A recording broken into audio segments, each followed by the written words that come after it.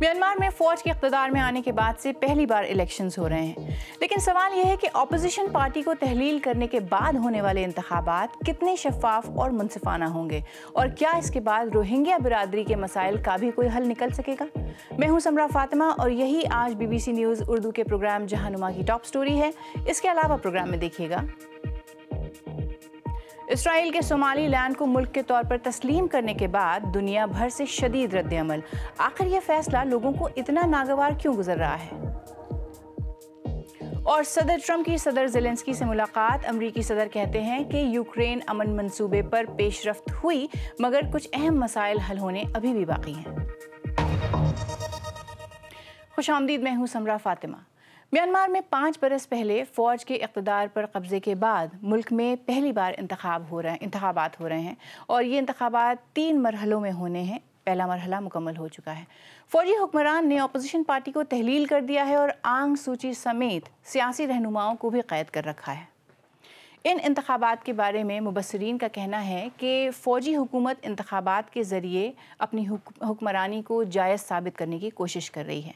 5 बरस पहले फ़ौज के इक़्तिदार पर कब्ज़ा करने के बाद मुल्क में खाना जंगी शुरू हो गई थी और एक अंदाजे के मुताबिक आधे मुल्क में इंतखाबी अमल का होना मुमकिन ही नहीं है। वोटिंग के दौरान कई इलाकों में धमाकों और फ़िज़ाई हमलों की इत्तलात मिली हैं जिनमें हलाकतें भी हुई हैं।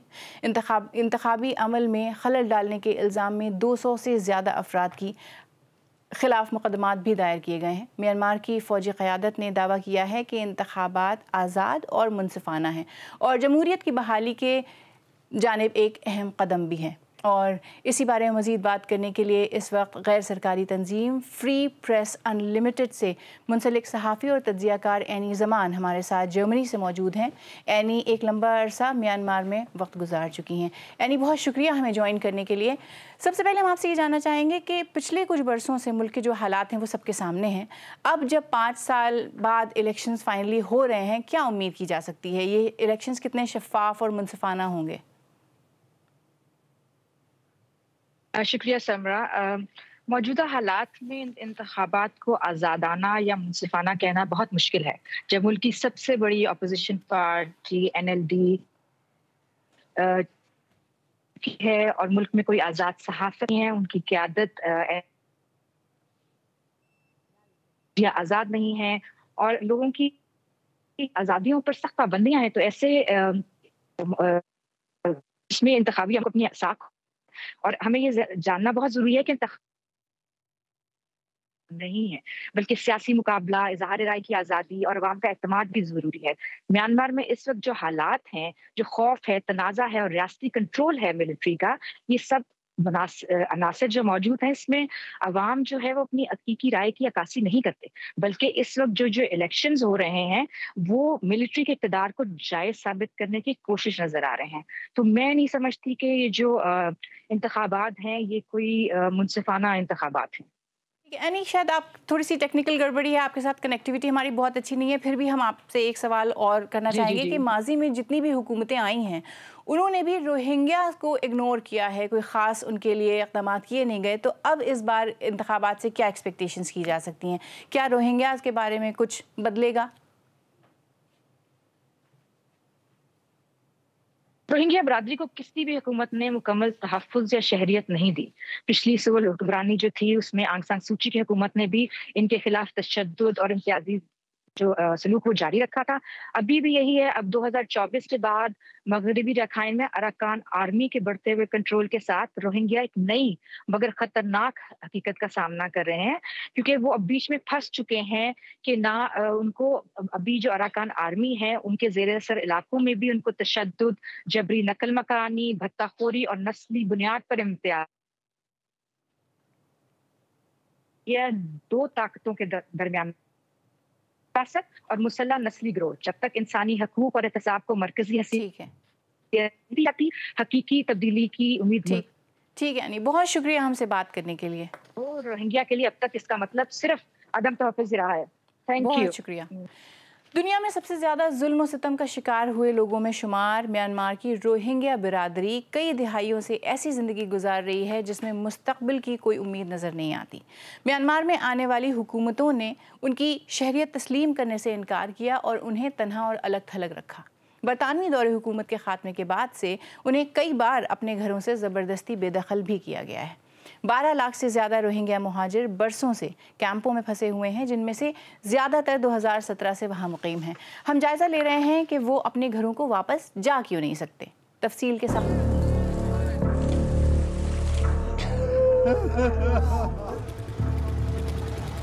کئی دہائیوں سے روہنگیا لوگوں کو بار بار میانمار سے نکالا گیا ہے۔ راخائن ریاست جسے وہ اپنا دیس کہتے ہیں، وہاں سے انہیں برمی فوج نے بار بار بے دخل کیا ہے۔ آج زیادہ تر روہنگیا لوگ سرحد پار بنگلہ دیش میں ریفیوجی کیمپوں میں رہ رہے ہیں۔ نہ وہ واپس جا سکتے ہیں، نہ ہی وہ کسی ملک کے شہری ہیں۔ تو آخر روہنگیا ہیں کون اور وہ کیسے بے وطن قوم بنے؟ اس بحران کی بنیاد اس میں ہے کہ میانمار کیسے طے کرتا ہے کہ کون اس کا شہری ہے اور کون نہیں۔ میانمار میں شہریت کا تعلق قومیت سے جڑا ہے۔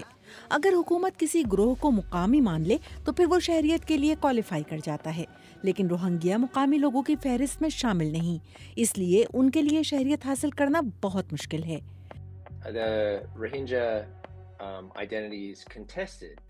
روہنگیا شناخت ایک متنازع معاملہ ہے۔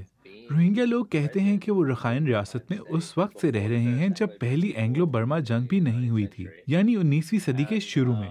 لیکن ملک کے کچھ دوسرے گروہ، خاص طور پہ میانمار کے کئی لوگ یہ کہتے ہیں کہ روہنگیا لوگ بعد میں آئے۔ وہ امپیریل دور میں یا پھر 1971 میں بنگلہ دیش کی آزادی کی جنگ کے بعد بڑی تعداد میں وہاں سے پہنچے، اور وہ اس علاقے کے مقامی نہیں ہیں۔ اسی وجہ سے روہنگیا کو غیر ملکی سمجھا جاتا ہے اور اکثر انہیں غیر قانونی مہاجر کہا جاتا ہے۔ شہریت نہ ہونے کی وجہ سے ان پر میانمار میں سخت پابندیاں لگائی جاتی ہیں۔ انہیں سفر کرنے، شادی کرنے، حتیٰ کہ علاج یا تعلیم حاصل کرنے کے لیے بھی حکومتی اجازت درکار ہوتی ہے، اور قانونی حیثیت نہ ہونے کے باعث وہ ظلم و ستم کا شکار ہوتے ہیں۔ کئی اشروں تک روہنگیا بنگلہ دیش کے ساتھ ملنے والے علاقوں میں اکثریت میں تھے، لیکن حکومت نے ہمیشہ انہیں اس وقت تک اپنا شہری ماننے سے انکار کیا ہے جب تک وہ اپنے خاندان کا تاریخی ثبوت نہ دیں، جو زیادہ تر کے لیے دینا ممکن نہیں۔ ان کے کاغذات یا تو ضائع ہو گئے، تباہ کر دیے گئے، یا کبھی قبول ہی نہیں کیے گئے۔ یہ محرومی کئی اشروں سے جاری ہے۔ 1962 میں جنرل نی ون نے فوجی بغاوت کے ذریعے اقتدار پر قبضہ کیا۔ ان کی حکومت نے سب سے پہلے منظم طریقے سے روہنگیا کی شناخت مٹانا شروع کی۔ 1978 میں ایک امیگریشن مہم کے دوران 2 لاکھ سے زائد روہنگیا کو بنگلہ دیش میں پناہ لینے پر مجبور کر دیا گیا۔ بعد میں کچھ واپس بھی آئے، مگر یہ سلسلہ جاری رہا۔ 1988 میں ایک اور فوجی حکومت آئی جس نے آنے کے 3 برسوں بعد مزید 2 لاکھ لوگوں کو سرحد جانے پر مجبور کیا۔ نسل اور مذہب نے روہنگیا کے خلاف اس رویے میں بڑا کردار ادا کیا۔ دوسری جنگ عظیم میں روہنگیا نے برطانیہ کا ساتھ دیا، جبکہ بہت سے رخائن کے بدھسٹ جاپانیوں کے ساتھ تھے۔ اس سے دونوں برادریوں میں بد اعتمادی بڑھی۔ 1942 کے فرقہ وارانہ فسادات نے رخائن ریاست میں ایک تقسیم پیدا کر دی کہ مسلمان شمال کی طرف ہجرت کر گئے اور رخائن لوگ مزید جنوب کی طرف چلے گئے۔ اس سے دونوں برادریاں ایک دوسرے سے الگ تھلگ ہو گئیں، اور وقت کے ساتھ ساتھ علاقہ تقریباً ایک ہی نسل یا مذہب پر مشتمل ہو گیا، جیسا کہ میانمار کے دوسرے علاقوں میں نہیں ہوا تھا۔ یہ تقسیم 2012 میں دوبارہ سامنے آئی۔ ایک رخائن عورت پر مبینہ جنسی حملے کے الزام کے بعد بدھ مت اور مسلم گروہوں میں پرتشدد جھڑپیں ہوئیں۔ پھر 2017 میں سب سے بڑا کریک ڈاؤن ہوا جب روہنگیا عسکریت پسندوں نے پولیس چوکیوں پر حملے کیے۔ چند ہفتوں میں تقریباً 7,40,000 روہنگیا کو بھاگنا پڑا۔ فوج نے گاؤں کے گاؤں جلا دیے، ہزاروں کو بے گھر کر دیا اور پوری بستیاں مٹا دیں۔ اقوام متحدہ کی انسانی حقوق کونسل نے اسے ایتھنک کلینسنگ کی مثال قرار دیا۔ فیکٹ فائنڈنگ مشن کو معلوم ہوا کہ روہنگیا عورتوں کو ریپ کیا گیا، مردوں کو تشدد کا نشانہ بنایا گیا اور بہت سے مارے گئے۔ آج روہنگیا کی اکثریت میانمار میں نہیں رہتی، وہ ایشیا اور مشرق وسطی کے مختلف ملکوں میں پھیل چکے ہیں۔ لیکن سب سے بڑی تعداد بنگلہ دیش میں ہے، جہاں 12 لاکھ سے زائد لوگ پناہ گزین کیمپوں میں رہ رہے ہیں۔ بنگلہ دیش نے پناہ گزین کنونشن پر دستخط نہیں کیے ہیں۔ اگرچہ روہنگیا کو بنگلہ دیش رہنے کی جگہ ملی ہے، مگر وہاں ان کے حقوق محدود ہیں اور کیمپوں میں زندگی بہت مشکل ہے۔ آج بھی اپنے وطن لوٹنے کی خواہش موجود ہے۔ میانمار اس وقت خانہ جنگی کا شکار ہے اور رخائن ریاست کے بیشتر حصے مسلح گروہ ارکان آرمی کے قبضے میں ہیں۔ بدھ رخائن اور مسلمان روہنگیا برادریوں میں کشیدگی اب بھی برقرار ہے۔ 1921 کی فوجی بغاوت کے بعد رخائن نسل کے ایک مسلح گروہ ارکان آرمی نے رخائن ریاست کے بیشتر حصوں پر قبضہ کر لیا، جن میں وہ علاقے بھی شامل ہیں جہاں زیادہ تر روہنگیا لوگ رہتے تھے۔ ایسی بھی اطلاعات ہیں کہ ارکان آرمی نے روہنگیا آبادی کے خلاف مظالم کیے، لیکن ظاہر ہے وہ اس کی تردید کریں گے۔ لیکن جب ایسی خبریں پھیلیں تو روہنگیا برادری میں شدید خوف اور غیر یقینی کی فضا پیدا ہو گئی۔ بہت سے روہنگیا واپس جانے سے ڈرتے ہیں کہ ان کے ساتھ کیا ہوگا۔ روہنگیا کے لیے زندگی تھم گئی ہے۔ وہ نہ اپنے گھر واپس جا سکتے ہیں، نہ جہاں ہیں وہاں مستقل بس سکتے ہیں، اور ان کا مستقبل اب بھی غیر یقینی ہے۔ اسرائیل کی جانب سے صومالی لینڈ کو ایک ملک کے طور پر تسلیم کیے جانے کے بعد سے شدید رد عمل سامنے آ رہا ہے۔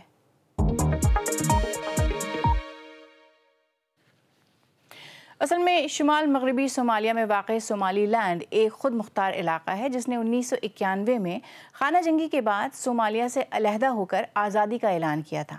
تب سے اب تک اسے عالمی سطح پر ملک کے طور پر تسلیم نہیں کیا گیا، اور اسرائیل کا اسے تسلیم کیا جانا ایک باہمی معاہدے کا نتیجہ ہے جس میں صومالیہ نے اسرائیل کو ایک یہودی ریاست کے طور پر قبول کیا ہے۔ صومالیہ کے وزیر اعظم حمزہ عبدی برے نے اس فیصلے کو غیر قانونی قرار دیا اور اسے صومالیہ کی خود مختاری پر حملہ قرار دیا۔ ادھر اقوام متحدہ میں فلسطینی مشن کے آفیشیل ایکس اکاؤنٹ نے اس فیصلے کو مسترد کیا اور صومالیہ کے اتحاد کی حمایت کی، اور سعودی عرب، ترکی اور ایران نے اس اعلان کی مذمت کی اور اسے غیر قانونی قرار دیا، جبکہ اسرائیل کے وزیر اعظم کہتے ہیں کہ یہ فیصلہ ابراہم ایکارڈز معاہدے کے جذبے کے مطابق ہے۔ اب ایک نظر ڈالتے ہیں کچھ اہم دیگر عالمی خبروں پر۔ چین تائیوان کے گرد فوجی مشقیں کر رہا ہے، جن میں جزیرے کے اہم علاقوں پر قبضے اور ناکہ بندی کی ڈرلز کی جا رہی ہیں۔ یہ مشقیں امریکہ کی جانب سے تائیوان کو $11 ارب مالیت کی ہتھیاروں کے بڑے پیکج کی فروخت کے اعلان کے چند روز بعد ہی ہوئی ہے۔ اسرائیلی وزیر اعظم بنیامین نتنیاہو آج صدر ٹرمپ سے ملاقات کر رہے ہیں، جس میں غزہ میں جنگ بندی کے دوسرے مرحلے کے ساتھ ساتھ ایران اور لبنان سے متعلق خدشات پر بات چیت کی جائے گی۔ یہ رواں برس دونوں رہنماؤں کے درمیان چھٹی ملاقات ہوگی۔ اور شمالی کوریا نے طویل فاصلے تک مار کرنے والے کم از کم 2 کروز میسائل سمندر کے آزمائشی طور پر داغے ہیں۔ شمالی کوریا کے سرکاری میڈیا کے مطابق ملک کے supreme leader Kim Jong Un نے اس میزائل لانچ کی مشق کی نگرانی کی۔ گزشتہ ہفتے شمالی کوریا کے میڈیا نے رپورٹ کیا تھا کہ انہوں نے اپنی بیٹی کے ہمراہ ایٹمی توانائی سے چلنے والی آبدوز کی تعمیر کے مشاہدہ کیا تھا۔ یوکرین میں جنگ کے خاتمے کے لیے پچھلے کچھ دنوں سے مزید امن مذاکرات جاری ہیں، اور صدر ٹرمپ کا کہنا ہے کہ دونوں ممالک جنگ کو ختم کرنے کے لیے اب پہلے سے کہیں زیادہ قریب آ چکے ہیں، لیکن ان کے مطابق کچھ پیچیدہ مسائل ہیں جن کے ابھی بھی حل نکلنے باقی ہیں۔ مشرقی یوکرین کے ڈونباس خطے کا مستقبل اب بھی ایک بڑا تنازع ہے اور رکاوٹ بنا ہوا ہے۔ مزید تفصیل کے ساتھ سمیت ککرو۔ ڈونلڈ ٹرمپ کی مارالاگو میں رہائش گاہ پر ایک دلچسپ خیال سامنے آیا۔ مجھے یقین ہے مسٹر پریزیڈنٹ کہ شاید ہم پہلے کے مقابلے میں بہت قریب ہیں۔ ڈیل ابھی مکمل نہیں ہوئی، لیکن صدر زیلنسکی کو لگتا ہے کہ ڈیل نزدیک ہے۔ ہم نے امن کے تمام پہلوؤں پہ بات کی ہے اور بہت بڑی کامیابی حاصل ہوئی ہے۔ 20 نکاتی امن منصوبہ جس پہ 90% اتفاق ہو چکا ہے، اور امریکہ یوکرین سیکیورٹی ضمانت پر 100% اتفاق ہو گیا ہے۔ اور یوکرین کے لیے ایک حیران کن ذریعے سے سرمایہ کاری کی بات ہو رہی ہے۔ रूस मदद करेगा, वो यूक्रेन को कामयाब देखना चाहता है। दोनों रहनुमाओं का कहना है कि अभी मजीद काम करना बाकी है। सबसे मुश्किल चीजें अब भी जमीन और सिक्योरिटी हैं। मॉस्को इस वक्त डोनेट्स्क रीजन के तकरीबन 75% और पड़ोसी लुहांस्क रीजन के 99% हिस्से को कंट्रोल करता है। इस पूरे खित्ते को डॉनबास कहा जाता है। अब तक रूस ने पीछे हटने की कोई बात नहीं की है, लेकिन सदर ट्रंप और सदर ज़ेलेंस्की एक नई फ्री इकोनॉमिक जोन बनाने की तजवीज पर गौर कर रहे हैं। इससे रूस और यूक्रेन दोनों को फायदा पहुंचेगा। इसके बदले में दोनों मुमालिक को अपनी फौज पीछे हटाने पर इत्तेफाक करना होगा। ओवल ऑफिस के इस मंजर के 10 माह बाद अब लहजा नुमाया तौर पर मुख्तलिफ है। ऐसा लगता है कि यूक्रेन, यूरोप और अमेरिका के दरमियान बातचीत ने पहले मौजूद तनाव को खत्म कर दिया है। आज अमेरिका और यूक्रेन चाहे कितना ही इत्तेफाक कर लें, दरअसल अहमियत इस बात की है कि सदर पुतिन क्या सोचते हैं। सदर ट्रंप ने कहा है कि वो रूस और यूक्रेन से बातचीत जारी रखेंगे और दुनिया को जल्द मालूम हो जाएगा कि कोई डील हो सकती है या नहीं। मान लीजिए कोई शख्स किसी ऐसे इलाके में ज़ख्मी हो जाए जहां जंग हो रही है या कुदरती आफात का सामना हो, तो ऐसे में एक महफूज ऑपरेशन थिएटर तक पहुंचने में कई घंटे या कई दिन भी लग सकते हैं। ऐसे ही हालात के लिए अमेरिका की एक स्टार्टअप कंपनी ने एक पोर्टेबल ऑपरेशन थिएटर तैयार किया है जो एक बैग में समा जाता है और चंद मिनटों में ऑपरेशन के लिए तैयार भी हो जाता है। BBC वर्ल्ड न्यूज़ के people fixing the world program के लिए इस रिपोर्ट को बनाया मायरा अनोबी ने। इसे पेश कर रहे हैं अली काज़मी।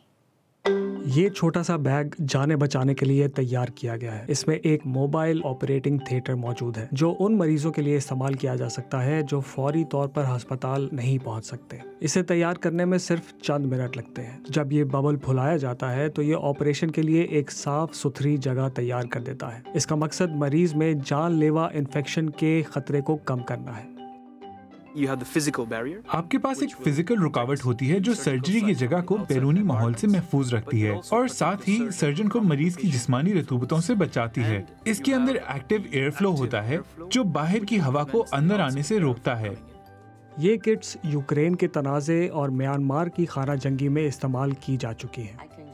मैं इस बॉक्स को चोटों के लिए इस्तेमाल कर सकती हूँ, जैसे जब हाथ या बाजू गोली से छलनी हो जाए। मैं बाहर से जिस्म के जख्मी हिस्सों को सी सकती हूँ, फिर मरीज को अस्पताल मुंतकिल किया जा सकता है। इस किट के साथ इलाज में ज्यादा वक्त लगता है, लेकिन ये इमरजेंसी में फौरी इलाज के लिए महफूज माहौल मुहैया कर सकता है। इसे सी सेक्शन के लिए, जिस्म से श्रैपनल निकालने के लिए भी इस्तेमाल किया जा सकता है। ये बबल सिर्फ एक बार इस्तेमाल किया जा सकता है और हर ऑपरेशन पर $300 लागत आती है। लेकिन सर्जरी बॉक्स को उम्मीद है कि मुस्तकबिल में ये बैग हर फील्ड मेडिकल किट का हिस्सा बनेगा। मज़ीद खबरों और हमारे लाइव पेज के लिए हमारी वेबसाइट bbc.com/urdu पर आइए। आज प्रोग्राम में इतना ही। समरा फातिमा को इजाज़त दीजिए।